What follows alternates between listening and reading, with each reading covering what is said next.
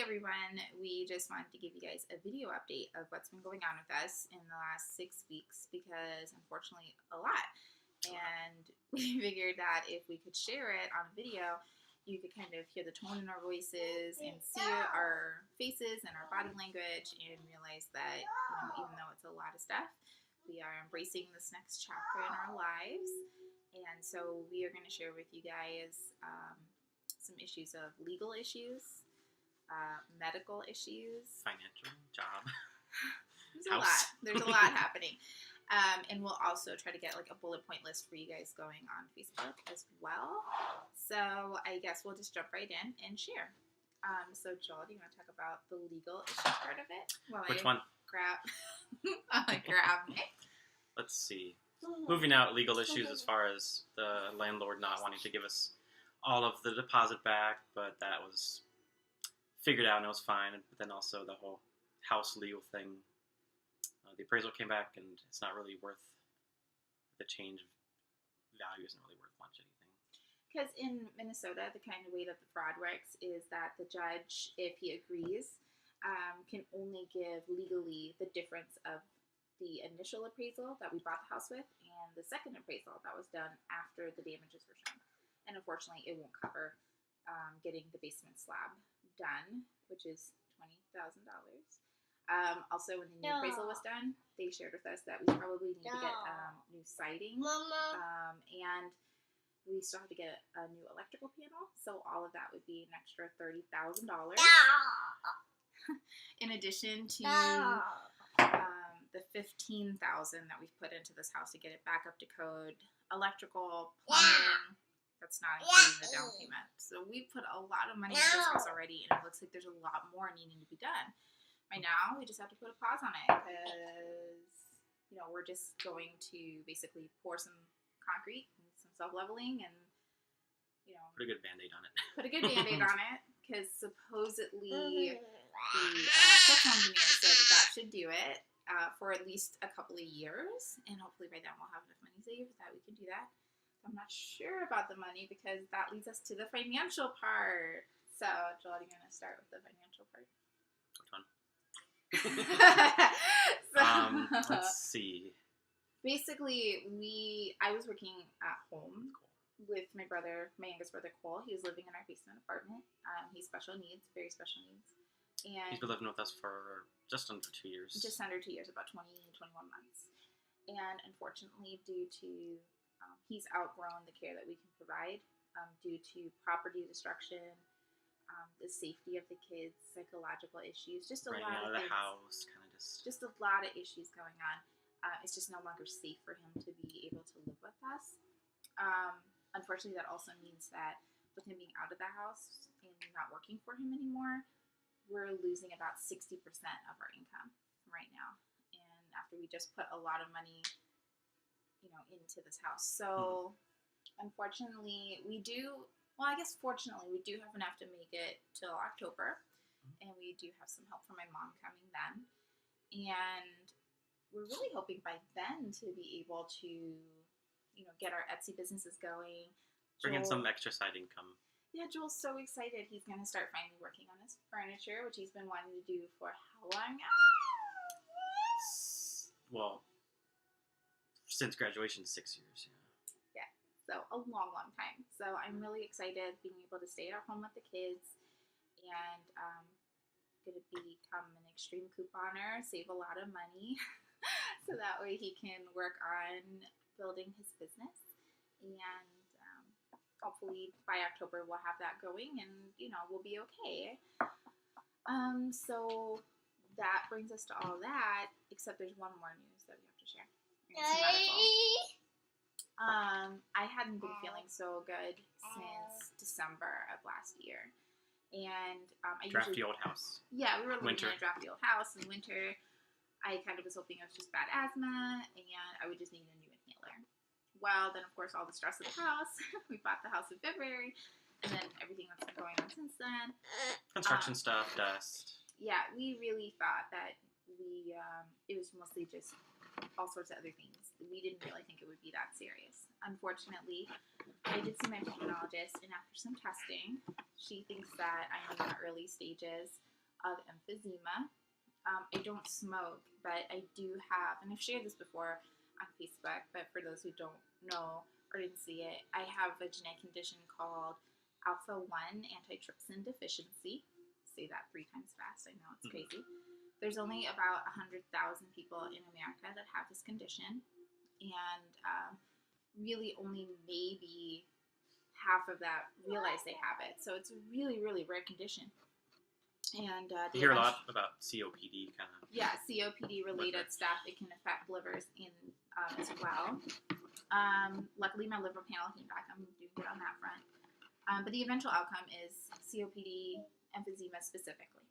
So she's going to run some more tests just to confirm that diagnosis. But I mean, that's kind of what we were expecting to happen eventually. Not at 30, but we were. And you do have the moderate to middle. Yeah. Kind of severity of it, you know. Yeah, so it was unfortunate news, but you gotta understand, when I was born, I was diagnosed at 3 months, and I grew up with them telling me there are no options. Mama. You're just gonna gradually get sicker, and don't go outside, you might get sick. Yeah, I mean, there wasn't really any options, and luckily, as soon as she told me that I have this, probable outcome, she said, but we have treatment options, and I'm like, what? We do? Okay, great. So I'm actually going in today, Friday. Very soon, actually, looking at the time. In an hour. And I'm going to start my very first treatment. It's augmentation therapy, infusion therapy, where basically, like plasma. It's plasma. It's human plasma, and it's with a highly concentrated protein strand of the protein that my body doesn't produce. It's an autoimmune disease.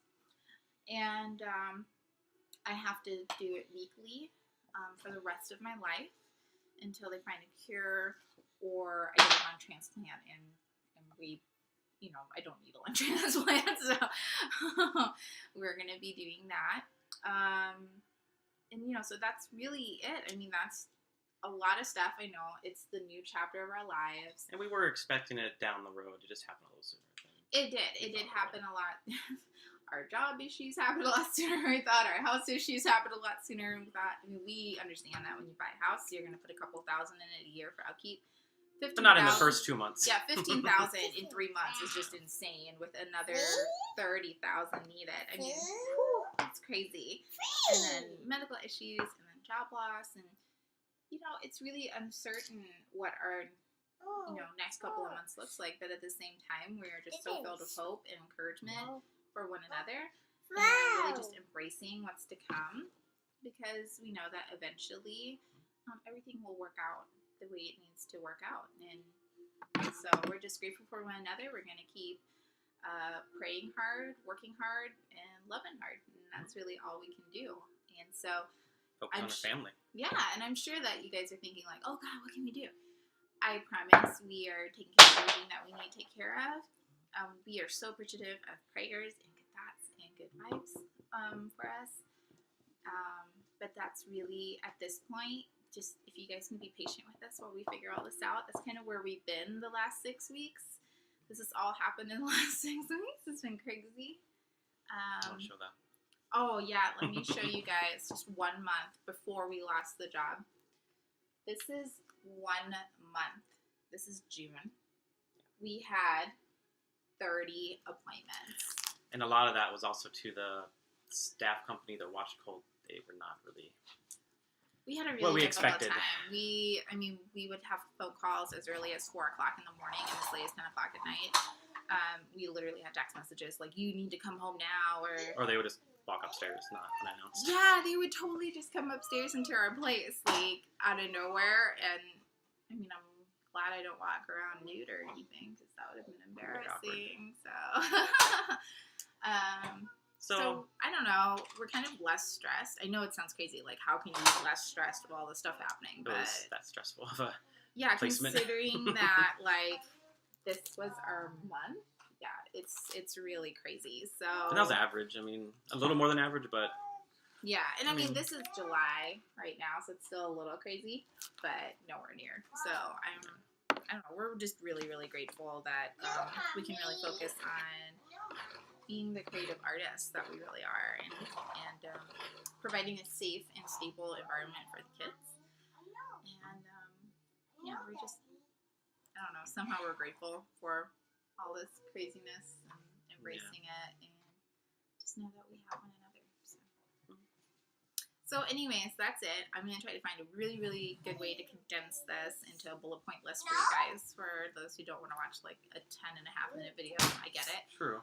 But I just really wanted to share kind of like what our faces look like, and, you know, listening to us talk, and that way you guys can really know that it's hard, it's difficult, but we're embracing the next stage of our lives right now. Yeah. So, yeah.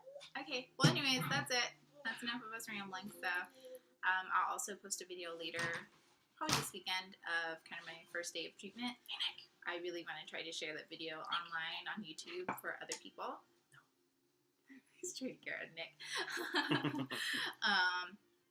And just be an encouragement for other alphas out there who don't really know what treatment looks like and what's going to happen. And I think that was my kind of scary part of, like, you know, what does that look like? And so being able to maybe get a video out there and show other people that's not that scary and it's going to be okay, I think would be a really great way to find a blessing in all this. So, well, anyways. Also, we should share just the fact that we've moved how many times in 11 years? 15 times. 15 times. So there's a lot of going through boxes and all of our stuff that have pretty much snowballed into a mass collection. We didn't have too much up here, but we basically stocked, because we couldn't use our basement because it was so uneven. We pretty much stockpiled everything over the last 15 moves that's just been accumulating, and it really probably 15 boxes of those last things that just get thrown together. I mean, I think it was like a good, I don't know, like 400 square feet of space, just like of stuff, you know. And so 30 boxes. So Joel had a week where he was able to be home, and during that week we were able to go through the boxes. It was honestly 90% him, luckily. But we literally did like 5 Goodwill donations, like a couple of Bagsters in the van, 2 Bagsters, and a couple of van loads before the move too. Yeah, so I mean, we're really trying to downsize as much as possible, and we're really excited about that too. Babies need a lot of stuff. Yeah, but we're not going to have any more babies because we're good with our 2.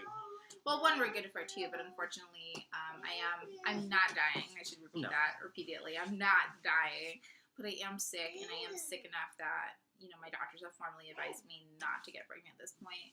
It would be dangerous for me and your lungs are a little weaker and puts a lot of stress on them. Yeah, it's dangerous. Plus, I wouldn't be able to keep going with treatment, and the treatment isn't going to make me better, but it is going to help prevent it from getting any worse. And then we're going to be probably looking into supplementation oxygen pretty soon, just for those hard days when the humidity's high. Winter is always a struggle, and just being able to work on an exercise program, because just because you have one thing that's not working on your body doesn't mean you cannot be healthy in all other ways. So I'm going to be seeing a rehab therapist probably in the next 6 weeks. It's the earliest I could get in, and I hope they can see me a little sooner. I'm on their cancellation. So that's kind of everything that's going on with us, and I'll find a way to condense this video as best as I can, so that way you're not watching a 15-minute video of us rambling. So, okay, that's it.